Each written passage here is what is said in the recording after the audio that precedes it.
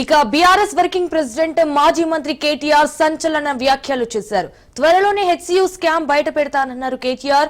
400 ఎకరాలే కాదు 1000 ఎకరాల స్కామ్ ఉందంటూ హాట్ కామెంట్స్ చేశారు ఆయన. ఈ స్కామ్ లో బీజేపీ ఎంపీ కూడా ఉన్నారంటూ కూడా కేటీఆర్ ట్విస్ట్ ఇచ్చారు. అంతేకాదు కాంగ్రెస్ బీజేపీ కలిసే హెచ్సియు భూములు అమ్మేందుకు సిద్ధమయ్యాయంటూ పొలిటికల్ బ్యాండ్ పిలిచారు కేటీఆర్. వాస్తవాలను త్వరలోనే బయట పెడతానంటున్నారు కేటీఆర్.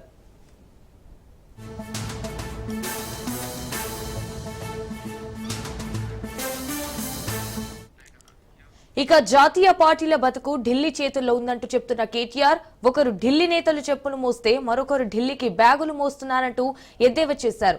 రజతోత్సవ సభకు అనుమతి ఇవ్వకపోతే కోర్టుకు వెళ్తామంటున్నారు కేటీఆర్. వాస్తవానికి వరంగల్లో లా అండ్ ఆర్డర్ సమస్య లేదన్నారు కేటీఆర్.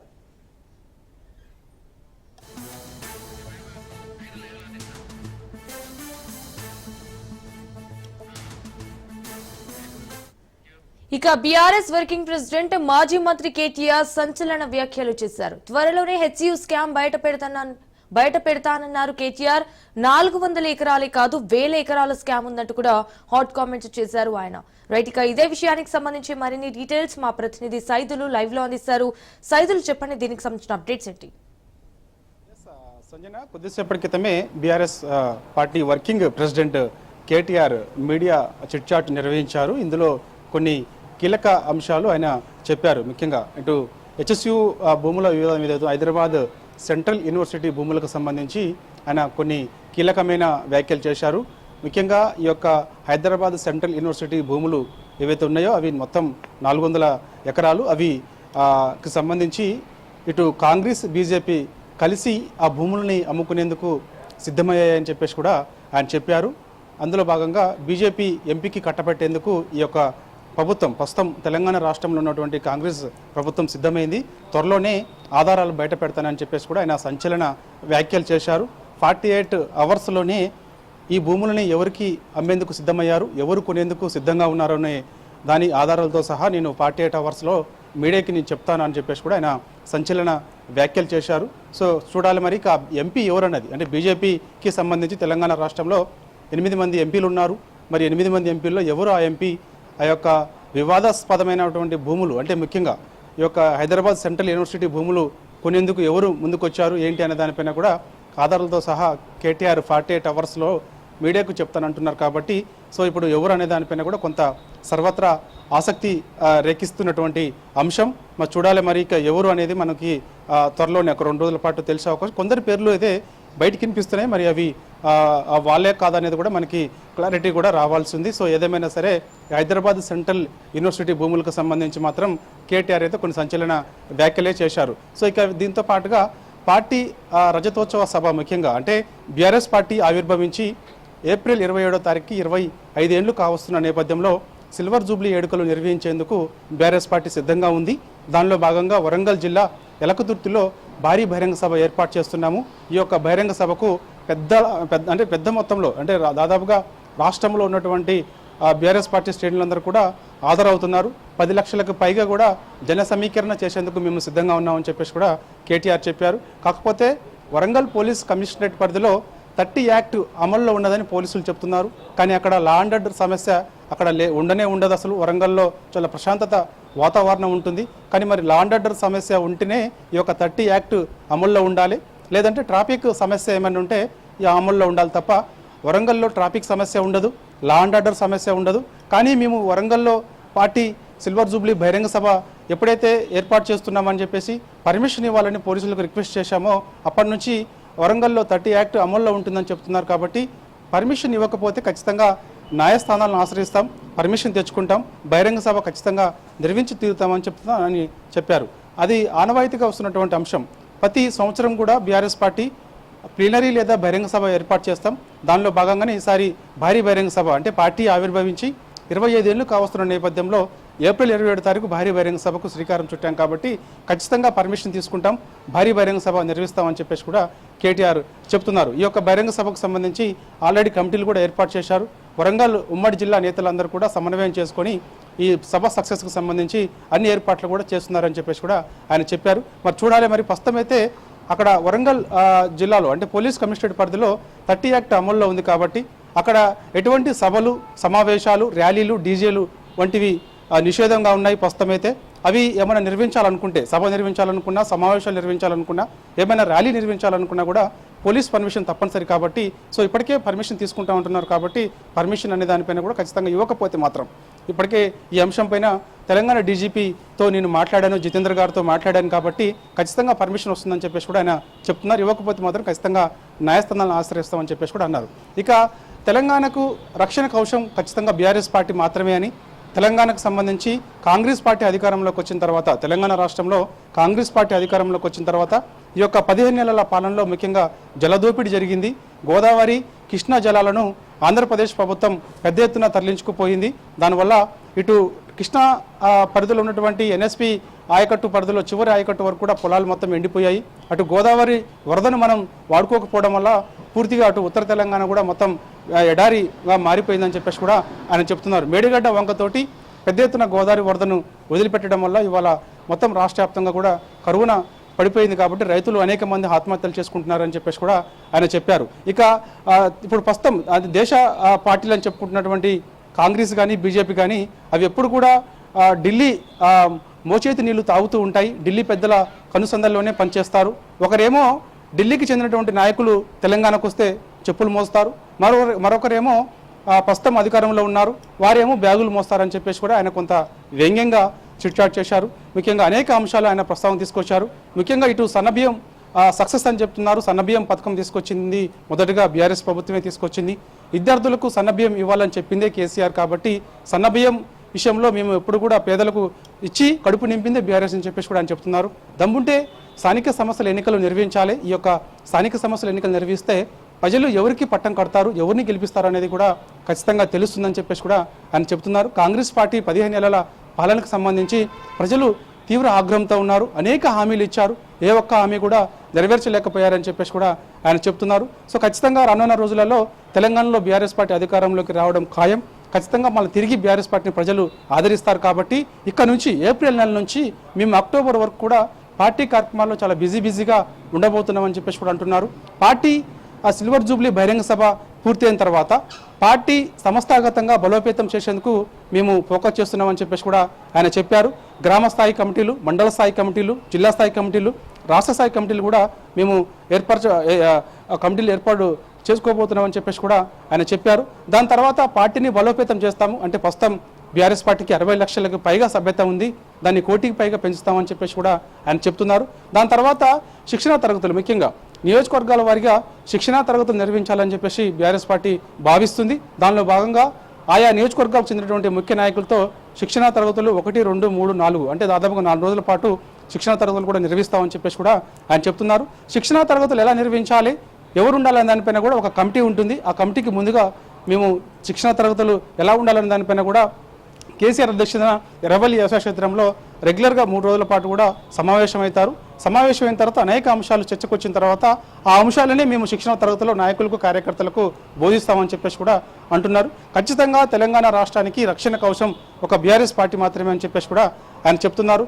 ఎందుకంటే ప్రజలు మొత్తం చూస్తున్నారు, నీళ్ళేవో పాలేవో అన్నీ కూడా ప్రజలకు అర్థమైపోయిందని చెప్పేసి కూడా కేటీఆర్ చెప్తున్నారు. ఖచ్చితంగా హైదరాబాద్ సెంట్రల్ యూనివర్సిటీ భూములకు సంబంధించి ఇప్పటికే సుప్రీంకోర్టు కూడా స్టే విధించింది కాబట్టి వాటిని కాపాడుకున్న తర్వాత రానున్న రోజులలో బీఆర్ఎస్ పార్టీ అధికారంలోకి వస్తుంది కాబట్టి పెద్ద ఏకో పార్క్ కూడా ఏర్పాటు చేయబోతున్నాం. ఎందుకంటే లంగ్ స్పేస్ అంటే ఇటు ఒక మనకి దక్షిణ హైదరాబాద్కు సంబంధించి అది చాలా అవసరం కూడా. ఇప్పుడు ప్రస్తుతం ఉన్నటువంటి గచ్చిబౌలిలో ఆ 400 ఎకరాలు చాలా అవసరం కూడా. ఎందుకంటే పెద్ద ఎత్తున కాంక్రీట్ జంగిల్గా మారినటువంటి ఆ గచ్చిబౌలి ఏరియా, నానక్రామగూడ ఏరియా అదంతా కూడా. సో ఆ ప్లేస్ ఉండడం వల్ల లంగ్ స్పేస్గా ఉండబోతుంది. సో దాన్ని కూడా కొల్లగొట్టేందుకు రేవంత్ రెడ్డి ప్రభుత్వం సిద్ధమైంది. ఆ భూములను కూడా అమ్ముకోవడానికి సిద్ధమైంది. కాబట్టి ఆ భూముల్లో ఎవరు హస్తాలు ఉన్నాయంటే దానిపైన కూడా ఖచ్చితంగా ఆధారాలతో సహా నేను 48 గంటల్లోనే మీడియా ముందు ఉంచుతానని చెప్పేసి కూడా ఆయన చెప్పారు. ఇక వీటితో పాటుగా ఇటు మంత్రులు ఎవరైతే ఉన్నారో, అంటే ప్రస్తుతం కాంగ్రెస్ పార్టీ అధికారంలో ఉంది కాబట్టి కాంగ్రెస్ పార్టీలో ఉన్నటువంటి మంత్రి ఎవరైతే ఉన్నారో, ఆయన ఉమ్మడి ఖమ్మం జిల్లాకు చెందినటువంటి మంత్రి, పాలేరు ఎమ్మెల్యేగా ఉన్నటువంటి మంత్రి పొంగిలేటి శ్రీనివాసరెడ్డి, ఆయన గతంలో అనేక సార్లు బాంబులు పేలబోతున్నాయి అని చెప్పేసి మాట్లాడారు. కానీ ఆయన పేల్చాల్సిన బాంబులన్నీ కూడా ఫెయిల్ అయిపోయాయి. పుట్టి తుసు బాంబులు తప్ప ఏమీ లేవు. ఆయనకు రావాల్సిన కాంట్రాక్టులన్నీ కూడా పెద్ద ఎత్తున వస్తున్నాయి. కాబట్టి ఆయన చాలా మౌనంగా ఉన్నారని చెప్పేసి కూడా చెప్పారు. సో ఖచ్చితంగా ఈ యొక్క ప్రభుత్వం, కాంగ్రెస్ పార్టీ ప్రభుత్వం పూర్తిగా విఫలమైంది. కాబట్టే కాంగ్రెస్ పార్టీ రాష్ట్ర వ్యవహారాల ఇన్ఛార్జి ఆ మీనాక్షి నటరాజన్ నేరుగా వచ్చి హైదరాబాద్కు వచ్చి, హైదరాబాద్ నుంచి సచివాలయానికి వచ్చి, సచివాలయంలో మంత్రులతో సమీక్ష చేసే సిచ్యువేషన్కి వచ్చిందంటే కాంగ్రెస్ పార్టీ రేవంత్ రెడ్డిని నమ్మడం లేదనేది పక్కా అర్థమైపోయింది, ప్రజలకు తెలిసిపోయింది. ఇటు ఆ యొక్క దేశ నాయకులకు, అంటే కాంగ్రెస్ పార్టీ చెందినటువంటి కీలక అగ్రనాయకత్వానికి కూడా నమ్మకం లేదు రేవంత్ రెడ్డి పైన. అందుకే కాంగ్రెస్ పార్టీ రాష్ట్ర వ్యవహారాల ఇన్ఛార్జి మీనాక్షి నటరాజన్ స్వయంగా సమీక్ష చేసే సిచ్యువేషన్ ఏర్పడిందని చెప్పేసి కూడా ఆయన చెప్తున్నారు. కాబట్టి ఖచ్చితంగా తెలంగాణ రాష్ట్రంలో మేము అధికారంలోకి వస్తున్నాం. ఈ భారీ బహిరంగ సభ పైన ప్రత్యేక దృష్టి పెడుతున్నాం. ఖచ్చితంగా సిల్వర్ జూబ్లీ బహిరంగ సభ సక్సెస్ చేస్తాం. ఇప్పటికే 3000 బస్సులు కావాలని చెప్పేసి కూడా మేము ఆర్టీసీకి రిక్వెస్ట్ పెట్టాం. దానికి అయ్యే ఖర్చు 8,000 కోట్ల రూపాయల చెక్కును కూడా మేము ఆల్రెడీ ఇచ్చాం. కాబట్టి ఆ పర్మిషన్ కూడా వస్తుందని చెప్పేసి కూడా మేము భావిస్తున్నాం. కాబట్టి ఖచ్చితంగా 10 లక్షలకు పైగా జనాన్ని తరలించి సభ సక్సెస్ పైన ప్రత్యేకించి దృష్టి పెట్టాం. దాని తర్వాత వరుసగా పార్టీ సంస్థాగతంగా బలోపేతం చేసేందుకు కమిటీలపైన, అదేవిధంగా మహిళా కమిటీలు, విద్యార్థి కమిటీలు, కార్మిక కమిటీలు, వాటితో పాటుగా ఇటు సభ్యత్వం పైన ఫోకస్ చేయబోతున్నాం అని చెప్పేసి కూడా కేటీఆర్ చెప్పారు. ఎస్ ఐదులు మరోవైపు ఇటు హెచ్సియు భూములపై అయితే కేటీఆర్ ఇలాంటి వ్యాఖ్యలు చేయడం ఎలా చూడాలంటారు? అంటే ఇంత పెద్ద కామెంట్స్ చేయడానికి రీజన్ ఏంటి? అసలు స్కామ్ జరిగింది అనడానికి బీఆర్ఎస్ వద్ద ఆధారాలు ఉన్నాయా? నేతలు ఏం చెప్తున్నారు? పక్కా ఆధారాలు ఉన్నాయని చెప్పేసి కూడా కేటీఆర్ చెప్పారు చిట్చాట్లో. ఖచ్చితంగా ఆధారాలు బయట పెడతానంటున్నారు. మంత్రి పేరు కూడా చెప్తా అంటున్నారు, ఎంపీ పేరు కూడా చెప్తా అంటున్నారు. బీజేపీ ఎంపీ ఎవరు అనేది కూడా నేను ఖచ్చితంగా చెప్తానని చెప్పేసి కూడా కేటీఆర్ చెప్తున్నారు. కాబట్టి మరి చూడాలి ఆ ఎంపీ ఎవరు అనేది కూడా తెలియాల్సింది. మరి రంగారెడ్డి జిల్లా చేవేల నియోజకవర్గం ఎంపీనా, లేదంటే ఎందుకంటే ఇంతకుముందు మనం చెప్పినట్టుగా రాష్ట్రంలో 8 మంది బీజేపీ ఎంపీలు ఉన్నారు. మరి ఎవరు ఆ భూములు కొనేందుకు ముందుకు వచ్చారు, ఎవరికి కట్టబెట్టేందుకు రేవంత్ రెడ్డి సిద్ధమయ్యారనేది కూడా మనకి ఇప్పుడు కొంత ఆసక్తి రేకిస్తున్నటువంటి అంశం. ఇప్పుడు ఎందుకంటే ఒక వారం 10 రోజుల నుంచి కూడా చూస్తున్నాం మనం, హెచ్సియు వివాదం ఏదైతే ఉందో అది రాష్ట్ర వ్యాప్తంగా చర్చనీయాంశంగా మారినటువంటి అంశం. ఆ యొక్క భూములను కాంగ్రెస్ పార్టీ అధికారంలోకి వచ్చిన తర్వాత దాదాపుగా 100 ఎకరాల వరకు చెట్లు నరికేయడం వల్ల అక్కడ ఉన్నటువంటి వన్యప్రాణులు, ముఖ్యంగా నెమళ్ళు కానీ, జింకలు కానీ అక్కడ నుంచి వెళ్ళిపోయే సిచ్యువేషన్ ఏర్పడింది, రోడ్లపైకి వచ్చే పరిస్థితి ఏర్పడింది అని చెప్పేసి చాలామంది సెలబ్రిటీస్లు అందరూ కూడా వాటిని కాపాడాలని చెప్పేసి కూడా ట్వీట్ చేశారు. ఎక్స్ వేదికగా చాలామంది రిక్వెస్ట్లు కూడా పెట్టిన సందర్భం అందరికీ తెలిసిన విషయమే. కాబట్టి ఇలాంటి సమయంలో ఆ భూములు ఒకరు కొనేందుకు సిద్ధమయ్యారు, ఆ భూములను పలాని బీజేపీ ఎంపీకి రేవంత్ రెడ్డి కట్టబెట్టేందుకు సిద్ధమయ్యారంటున్నారు. కాబట్టి మరి ఎవరు అది, ఎందుకంటే చూసాం మనం ఆ ఏరియాలో దాదాపుగా ఎకరం 100 కోట్ల పైనే ఉంటుంది. 400 ఎకరాలంటే ఎన్ని వేల కోట్లు వస్తాయో కూడా తెలుసు. మరి ఆ భూమి ఎవరికి కట్టబెట్టాలని సిద్ధమయ్యారు, ఎందుకు అతను కొనేందుకు ఆసక్తి చూపిస్తున్నారు అనే అంశం పైన కూడా ఖచ్చితంగా 48 గంటల్లో కేటీఆర్ బయట పెడతా అంటున్నారు. కాబట్టి ఇప్పుడు మరి బీజేపీకి చెందినటువంటి నాయకులు కూడా మరి ఎవరున్నారు ఏంటి, మరి ఆధారాలు కూడా కేటీఆర్ బయట పెడుతున్నారు అంటున్నారు. కాబట్టి బీజేపీ పార్టీలో కూడా చర్చనీయాంశంగా మారింది ఈ కేటీఆర్ వ్యాఖ్యలు. కొద్దిసేపటి క్రితమే చిట్చాట్ చేసిన వ్యాఖ్యలు ఏదైతే ఉన్నాయో అవి కూడా బీజేపీ పార్టీలో చర్చనీయాంశంగా మారినాయి. ఎవరు మన పార్టీలో ఆ యొక్క భూములు కొనేందుకు ముందుకెళ్లారు, ఎవరికి కట్టబెట్టేందుకు రేవంత్ రెడ్డి సిద్ధమయ్యారనేది కూడా బీజేపీలో ఇప్పుడు చర్చనీయాంశంగా మారినటువంటి అంశం. కాంగ్రెస్ పార్టీలో కూడా, అంటే కాంగ్రెస్ పార్టీలో కూడా చాలామంది ఆ భూముల వివాదం సంబంధించి అనేక మంది మాట్లాడుతున్నప్పటికీ కూడా ఆ భూములని రేవంత్ రెడ్డి బీజేపీకి కట్టబెట్టేందుకు సిద్ధమయ్యారా అని కూడా వాళ్ళు కొంత ఆసక్తిగా చర్చించుకుంటున్న అంశం. ఇప్పుడు కాంగ్రెస్ పార్టీలో కానీ, ఇటు బీజేపీలో కానీ, 2 పార్టీల్లో కూడా చర్చనీయాంశంగా ఇప్పుడు కేటీఆర్ చేసిన వ్యాఖ్యలు చర్చనీయాంశంగా మారినాయని కూడా మనం చెప్పవచ్చు. సో ఖచ్చితంగా ఆ యొక్క భూములను మేము ఖచ్చితంగా కాపాడుకుంటామని చెప్పేసి కూడా ఖచ్చితంగా చెప్పారు. మేము అధికారంలోకి రాబోతున్నాం, అధికారంలోకి వచ్చి ఎవరు కొన్నా సరే ఖచ్చితంగా ఆ భూములు మేము తీసుకున్న తర్వాత దాన్ని ఎక్కువ పార్క్గా డెవలప్ చేస్తామని చెప్పేసి కూడా కేటీఆర్ చెప్తున్నారు. కాబట్టి ఈ యొక్క వివాదాస్పదమైన భూములు ఏదైతే ఉన్నాయో ఆల్రెడీ అవి ప్రజల భూములు, అవి సెంట్రల్ యూనివర్సిటీకి సంబంధించిన భూములు కాదు, అవి లేకపోతే ప్రైవేట్ వ్యక్తులది కాదు, అది ప్రజలవి, ప్రభుత్వ సొమ్ము. కాబట్టి దాన్ని కాపాడుకోవడం వల్ల ఒక లంగ్ స్పేస్గా ఆ గచ్చిబౌలి, నానక్రామగూడ చుట్టుపక్కల ఎంతో ఐటీ విస్తీర్ణ చెందుతుంది. కాబట్టి అక్కడ అవసరం అని చెప్పేసి కూడా చెప్తున్నారు. కాబట్టి సో మరి ఎవరుకి కట్టబెట్టేందుకు రేవంత్ రెడ్డి అక్కడ ఉన్నటువంటి 100 ఎకరాలు చెట్టు నరికేసిన తర్వాత ఆ భూమిని మరి కట్టబెట్టాలనుకుంటున్నారు ఏందనే దానిపైన కూడా 48 గంటల్లో కేటీఆర్ పేరుతో సహా ఆధారాలతో సహా చెప్తా ఉంటున్నారు. కాబట్టి కేటీఆర్ చేసిన వ్యాఖ్యల పట్ల ఇటు కాంగ్రెస్ బీజేపీలో చర్చనీయాంశంగా కూడా మారిందని కూడా మనం చెప్పవచ్చు. సో ప్రస్తుతమైతే మాత్రం కేటీఆర్ అయితే మాత్రం ప్రస్తుతమైతే ఈ యొక్క హెచ్సియు భూముల వివాదం ఆధారాలతో సహా బయట పెడుతూనే మరోవైపు పార్టీ పైన ప్రత్యేక ఫోకస్ మేము చేయబోతున్నాం అని చెప్పేసి కూడా ఆయన చెప్తున్నారు. ఇప్పటి నుంచి అంటే ఏప్రిల్ 27 నుంచి ఒక ఏడాది పాటు కూడా మేము ఈ యొక్క సిల్వర్ జూబ్లీ వేడుకలు ఘనంగా నిర్వహించబోతున్నాం. ఫస్ట్ వేడుక ఈ యొక్క బహిరంగ సభ ఎలకతుర్తిలో నిర్వహించబోతున్నాం. దాని తర్వాత ఇక జిల్లాల వరకు కూడా మేము వరుసగా ఏడాది పాటు కూడా ఈ యొక్క సిల్వర్ జూబ్లీ వేడుకలు ఘనంగా జరుపుకుంటామని చెప్పేసి కూడా ఆయన చెప్తున్నారు. Right Saidulu, thank you for the live updates.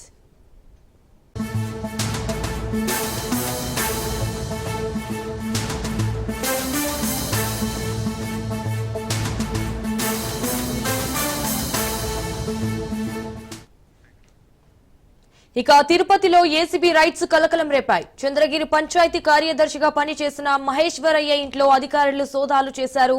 బెంగళూరులోని ఫామ్ హౌస్, పలమనేరులోని నివాసాల్లో అధికారులు సోదాలు చేసి పలు కీలక పత్రాలు స్వాధీనం చేసుకున్నారు. గతంలో 50,000 లంచం తీసుకుంటూ మహేశ్వరయ్య పట్టుబడ్డారు.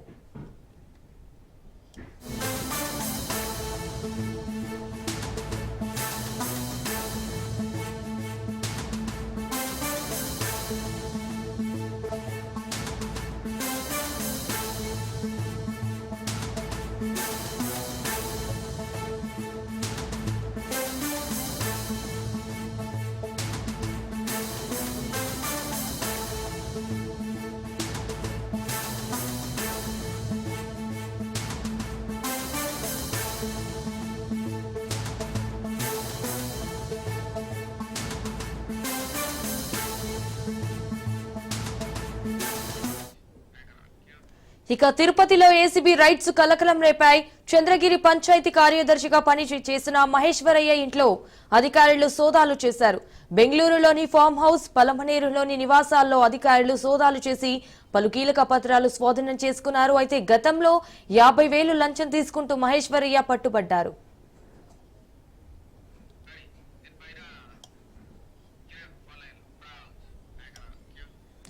రైట్, ఇక ఇదే విషయానికి సంబంధించి మరిన్ని డీటెయిల్స్ మా ప్రతినిధి కిరణ్ ఫోన్ ఇన్ ద్వారా అందిస్తారు. కిరణ్, ఇటు చంద్రగిరి పంచాయతీ కార్యదర్శిగా పనిచేసిన మహేశ్వరయ్య ఇంట్లో అయితే అధికారులు సోదాలు చేశారు అన్నట్టుగా తెలుస్తోంది. దీనికి సంబంధించిన అప్డేట్స్ ఏంటి?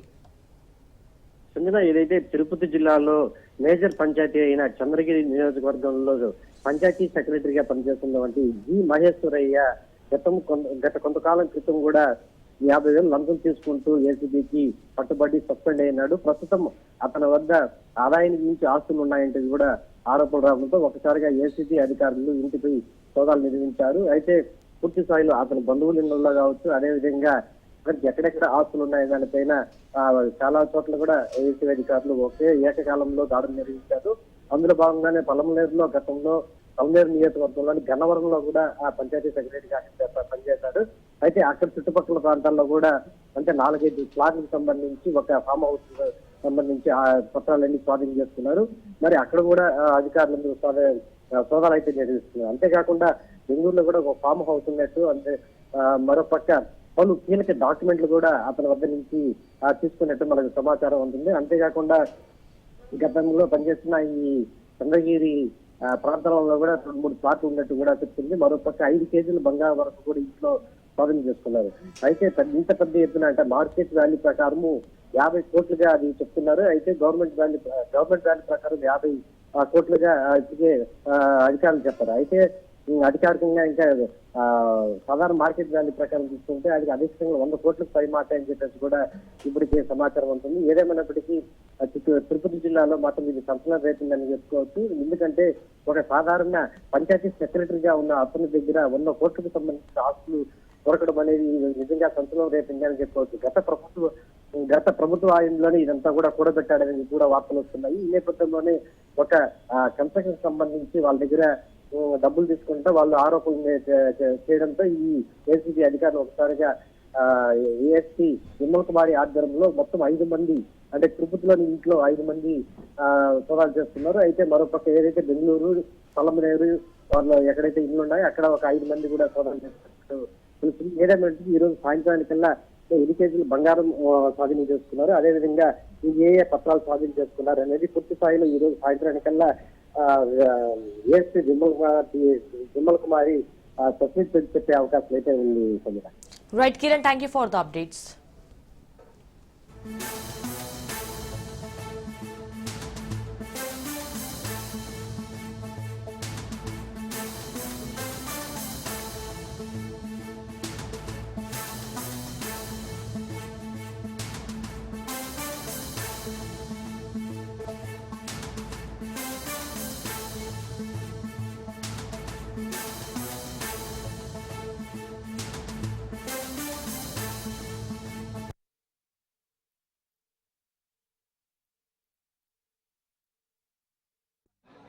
వీళ్ళందరూ కూడా దాన్ని అడ్డుకొని పోలీసులకు వెళ్ళి కంప్లైంట్ చేశారు. ఎందుకు మమ్మల్ని అటాక్ చేస్తూ ఉన్నారు, మండలంలో భయాందోళన క్రియేట్ చేసేందుకోసం అని చెప్పి మళ్ళీ ఈ ఎన్నిక జరిగితే ఈ ఎన్నికల్లో మళ్ళీ వైఎస్ఆర్సీపీ ఎంపీటీసీలను భయపెట్టాలనే ఉద్దేశంతో, భయానికి గురి చేయాలనే ఉద్దేశంతో అటాక్ చేసే కార్యక్రమం జరుగుతూ ఉంది. దీన్ని అరికట్టండి అని చెప్పి పోలీసులకు వెళ్తే పోలీసులకు ఘటనకు సంబంధించిన కంప్లైంట్ ఇచ్చినా కూడా పోలీసులు కనీసం పట్టించుకున్న పాపాను పోలేదు. 28వ తారీఖున మళ్ళీ 28వ తారీఖున మళ్ళీ ఇదే మాదిరిగా జరిగించిన తర్వాత మార్చి 30వ తారీఖున కురుబ లింగమయ్యన్న కొడుకు బైక్లో తాను పోతా ఉంటే బైక్లో పోయేటప్పుడు వాళ్ళ ఇళ్ళ ద్వారా పోయే కార్యక్రమం జరుగుతూ ఉంటే బైకును అడ్డగించి లింగమయ్య కొడుకును లింగమయ్య కొడుకును అటాక్ చేస్తారు. అటాక్ చేస్తే లింగమయ్య కొడుకు మనోహర్ అటాక్ చేస్తే ఫోన్లో నాన్న నన్ను కొడతా ఉన్నారు, నన్ను అటాక్ చేసినారు, నన్ను కొడతా ఉన్నారు అని చెప్పి వాళ్ళ నాన్నతో తను మాట్లాడితే నువ్వు ఫోన్ చేసి మళ్ళీ మీ నాయనకి చెప్తావా అని చెప్పి మళ్ళా వీళ్ళింటికి ఇక్కడ నుంచి 20 మంది బేస్బాల్ బ్యాట్ కూడా తీసుకొని పోయి బేస్బాల్ బ్యాటు, కట్టెలు, రాళ్ళు, మచ్చుకొత్తి కూడా తీసుకొని మీద 20 మందితో ఇళ్ళ కాడికి పోయినారు. ఇంటికాడికి పోయి లింగమయ్యను బేస్బాల్ కట్టెతో నెత్తి మీద కొడితే బేస్బాల్ కట్ట విరిగి ఏకంగా ఆ మనిషి చనిపోవడం జరిగింది. నేను అడుగుతా ఉన్నా ఇదే రకమైన పాలనకు సంబంధించి నేను క్వశ్చన్స్ అడుగుతా ఉన్నా. చంద్రబాబు నాయుడు గారిని అడుగుతా ఉన్నా, పోలీసులను అడుగుతా ఉన్నా, అయ్యా మీరు చేసేది న్యాయంగా ఉందా, మీరు చేసేది ధర్మంగా ఉందా అని చెప్పి నేను అడుగుతా ఉన్నా. మీరు చేస్తా ఉన్న ఈ రాంగ్ ప్రెసిడెంట్ వల్ల రాష్ట్రం ఈరోజు బీహార్ కన్నా నాశనమైన పరిస్థితుల్లో ఈరోజు తయారవుతా ఉంది రాష్ట్రం. ప్రతి చర్య మనం చేసేది డెమోక్రసీలో సిగ్గుతో తలంచుకునే కార్యక్రమానికి మీరంతా కూడా సిగ్గు లేకుండా చేస్తూ ఉన్నారు. ఇదే లింగమైన అడుగుతా ఉన్నా, వీళ్ళల్లో కొట్టిన పోలీసులు కేసులు పెట్టా ఉన్నారు. వీళ్ళ దగ్గరికి వచ్చి 20 మంది వీళ్ళని అటాక్ చేస్తే కేసులు పెట్టింది ఎంతమంది మీద? కేవలం 2 మీద మాత్రమే కేసులు పెట్టారు. ఇదే దాంట్లో క్రియాశీలకంగా వ్యవహరించిన రమేష్ నాయుడు మీద ఎందుకు కేసు పెట్టలేదు, మిగిలిన వాళ్ళందరినీ కేసులోకి ఎందుకు తీసుకొని రావడం లేదు అని చెప్పి ఇదే పోలీసులు, ఇదే చంద్రబాబు నాయుడు గారిని అడుగుతా ఉన్నా. ఇదే గ్రామంలో ఇదే తెలుగుదేశం పార్టీకి సంబంధించిన ఎమ్మెల్యే బంధువులు వీళ్ళంతా బంధువులని తెలిసినా కూడా రెచ్చగొట్టే కార్యక్రమం సాక్షాత్తు ఈ ఎమ్మెల్యే కొడుకు ఇక్కడికి వచ్చి ఈ గ్రామంలో 27 తారీఖు ఆయనే వచ్చి రెచ్చగొట్టే కార్యక్రమం చేసిపోయినా కూడా ఆయన మీద కూడా కేసు ఎందుకు పెట్టడం లేదు అని అడుగుతా ఉన్నా. వాళ్ళందరినీ కూడా తప్పించే కార్యక్రమం చేస్తా ఉన్నారు. తూతూ మంత్రంగా 2 మీద మాత్రమే కేసు పెట్టారు. కానీ ఈ హత్యను ప్రోత్సహించే ఎమ్మెల్యేను కానీ ఎమ్మెల్యే కుమారుడు కానీ వారి మీద మాత్రం ఎటువంటి చర్యలు కూడా తీసుకోలేదు. కంప్లైంట్ చేసినా కూడా 27వ తారీఖున 28వ తారీఖున మా ఇళ్ల మీద దాడి జరుగుతూ ఉంది, మాకు పోలీస్ ప్రొటెక్షన్ ఇవ్వండి అని చెప్పి కంప్లైంట్ చేసినా కూడా పోలీసులు ఎందుకు పట్టించుకోలేదు అని చెప్పి చంద్రబాబు నాయుడు గారిని అడుగుతా ఉన్నా, పోలీసులను కూడా అడుగుతా ఉన్నా. ఇదే ఎస్ఐ సుధాకర్ అనేవాడు ఇదే ఎస్ఐ సుధాకర్ అనేవాడు వీడియో కాల్స్తో ప్రతి ఎంపీటీసీలని కూడా తానే ప్రలోభాలు పెడుతూ తన ఫోన్లో నుంచే వీడియో కాల్స్తో వాళ్ళతో ఫోన్లో మాట్లాడించి తానే క్రియాశీలకంగా ఇదే రామగిరి మండలానికి సంబంధించిన ఎస్ఐ కేసు పెట్టినా కూడా యాక్షన్ తీసుకోకుండా తానే ఇవన్నీ చేస్తూ ఉంటే ఎందుకు ఆ ఎస్ఐ మీద యాక్షన్ తీసుకోవడం లేదు, ఎందుకు ఆ ఎస్ఐ ఫోన్ రికార్డ్స్ను ఎందుకు పరిగణలోకి తీసుకోవడం లేదు అని చెప్పి కూడా గట్టిగా అడుగుతా ఉన్నా. ఇదే లింగమయ్యతో పాటు కొడుకు శ్రీనివాస్ పై కూడా దాడి చేశారు. కానీ ఆశ్చర్యం ఏమిటంటే లింగమయ్య కొడుకు నుంచి కాకుండా వాళ్ళు కంప్లైంట్ రాసుకునింది ఎవరితో తెలుసా? వాళ్ళంతకు వాళ్ళే ఒక పేపర్ మీద రాసుకొని వచ్చి పోలీసులు చదువు రాదని చెప్పి లింగమయ్య అన్న భార్యతో ఏలుముద్ర బలవంతంగా వేయించుకున్నారు. ఇది న్యాయమేనా అని అడుగుతా ఉన్నా.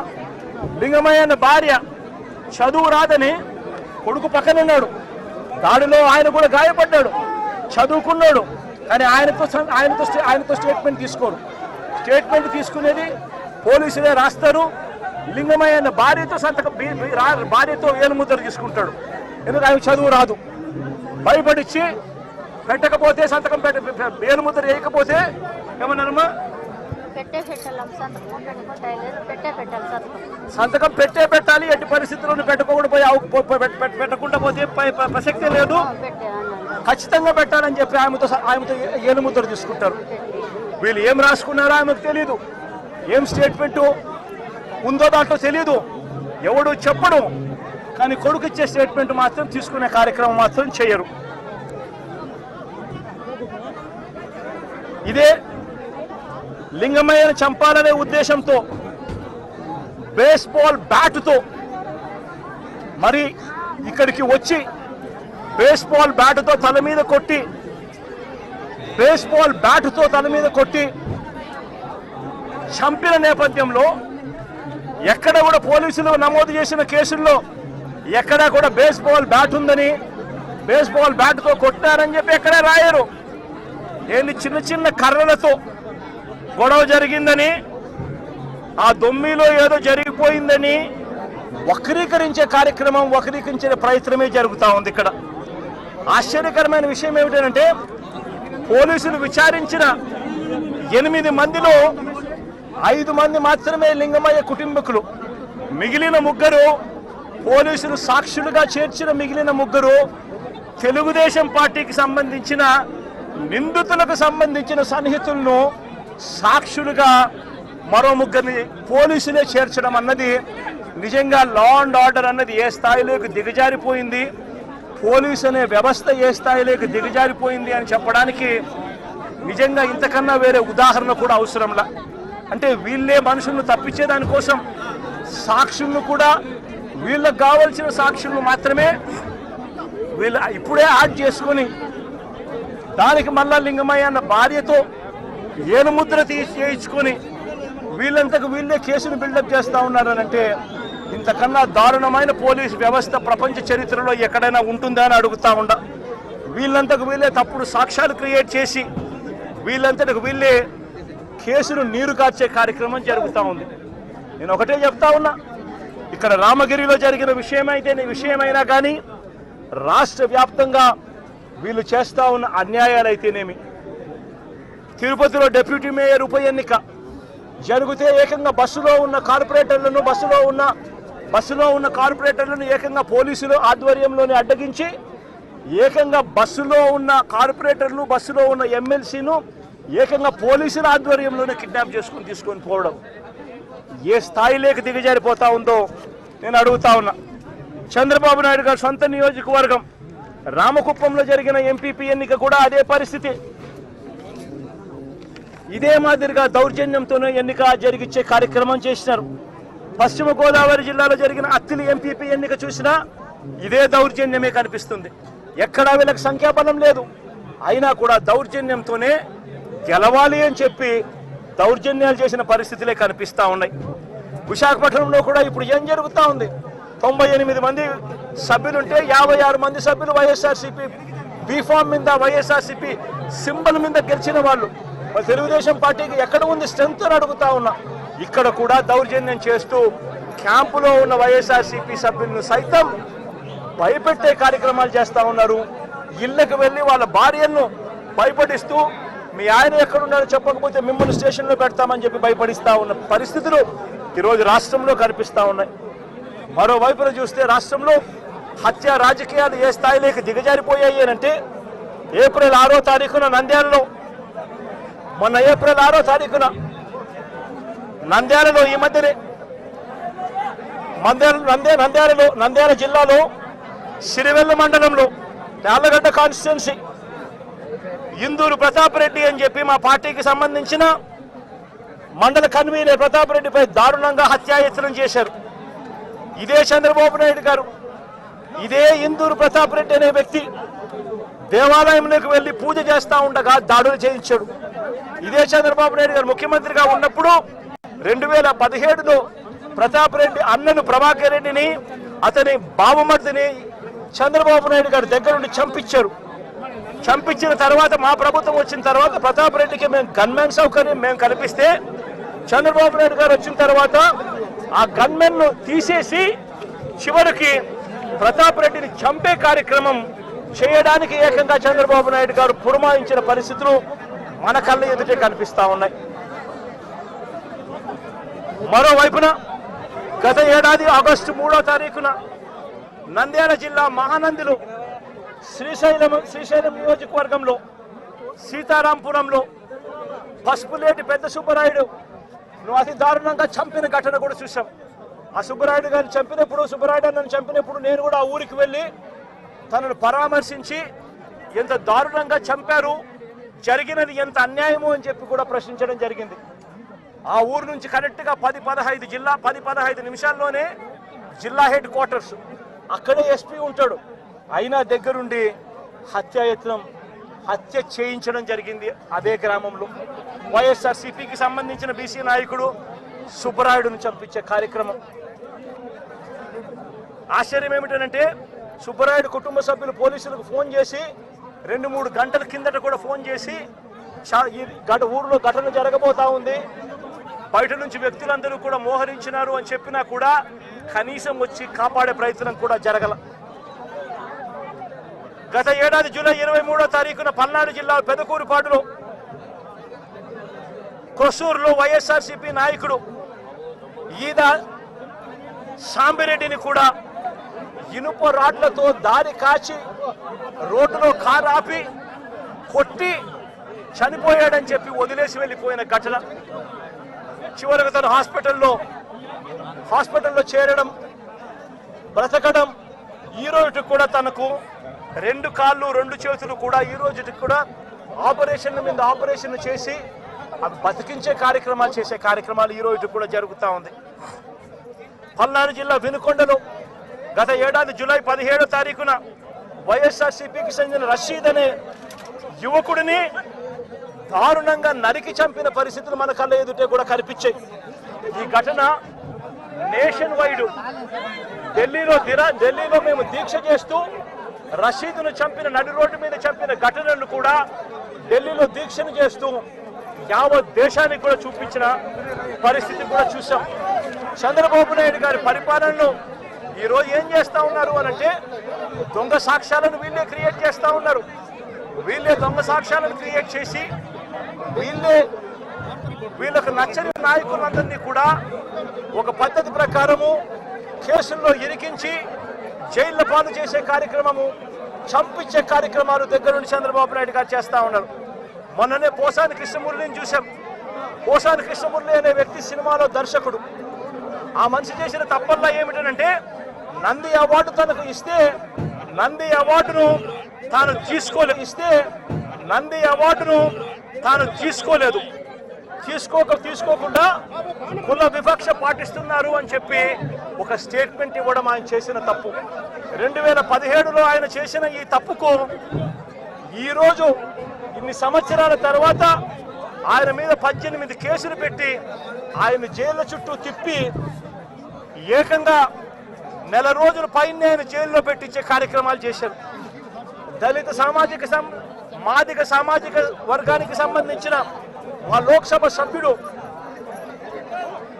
మాజీ లోక్సభ సభ్యుడు నందిగాం సురేష్ పై తప్పుడు కేసులు పెట్టి ఏకంగా 145 రోజులు అతన్ని జైల్లో పెట్టడం కూడా చేశారు. మాజీ ఎమ్మెల్యే పిల్లని రామకృష్ణారెడ్డి ఇతని మీద కూడా కుట్రపూరితంగా తప్పుడు కేసులు పెట్టి 55 రోజుల పాటు ఇతన్ని కూడా జైల్లో పెట్టించే కార్యక్రమాలు చేశారు. దాడులు చేసేది టీడీపీ వాళ్ళైతే జైల్లో పెట్టింది మా వాళ్ళను, వైఎస్ఆర్సీపీకి సంబంధించిన వాళ్ళను జైల్లో పెడతా ఉన్నారు. పోలీసులు క్రియాశీలక పాత్ర పోషిస్తూ ఉన్నారు. వల్లభనేని వంశీ తాను ఘటనా స్థలంలో లేడు అని చెప్పి ఏకంగా తెలుగుదేశం పార్టీ ఆఫీసు దాడి జరిగిన ఘటనలో తాను లేడు అని చెప్పి ఏకంగా కోర్టులోకి